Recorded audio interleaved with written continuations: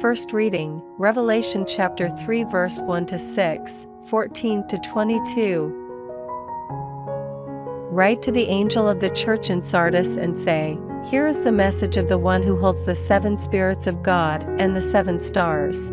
I know about your behavior, how you are reputed to be alive and yet are dead. Wake up, put some resolve into what little vigor you have left, it is dying fast."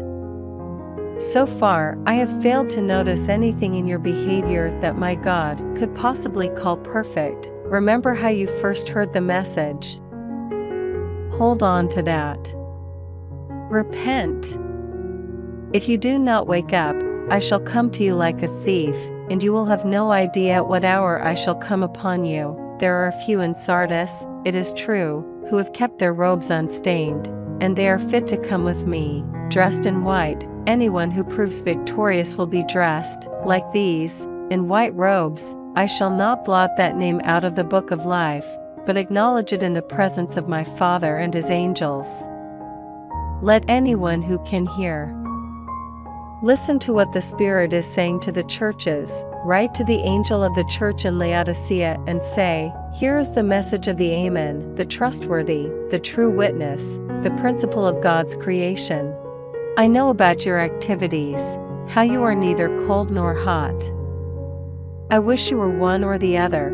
But since you are neither hot nor cold, but only lukewarm, I will spit you out of my mouth.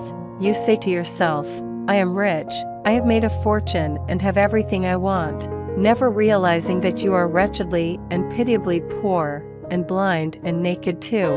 I warn you, buy from me the gold that has been tested in the fire to make you truly rich, and white robes to clothe you and hide your shameful nakedness, and ointment to put on your eyes to enable you to see. I reprove and train those whom I love, so repent in real earnest. Look, I am standing at the door, knocking.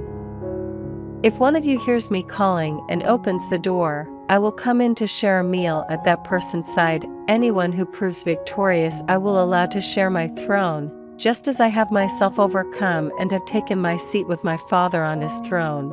Let anyone who can hear listen to what the Spirit is saying to the churches.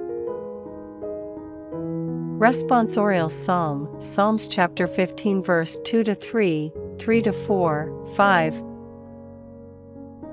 Whoever lives blamelessly, who acts uprightly, who speaks the truth from the heart, who keeps the tongue under control, who does not wrong a comrade, who casts no discredit on a neighbor, who looks with scorn on the vile, but honors those who fear Yahweh, who stands by an oath at any cost, who asks no interest on loans, who takes no bribe to harm the innocent.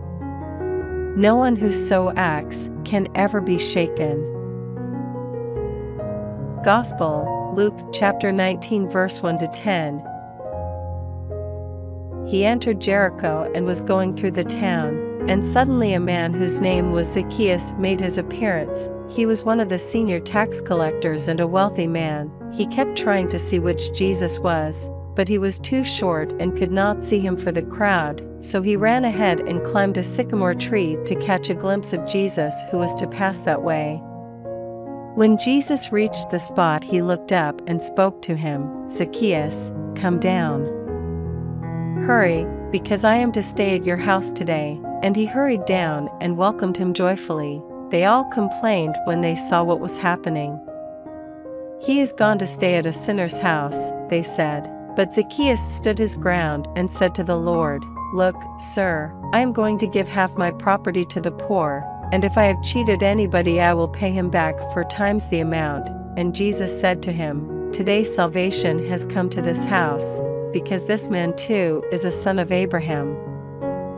For the Son of Man has come to seek out and save what was lost."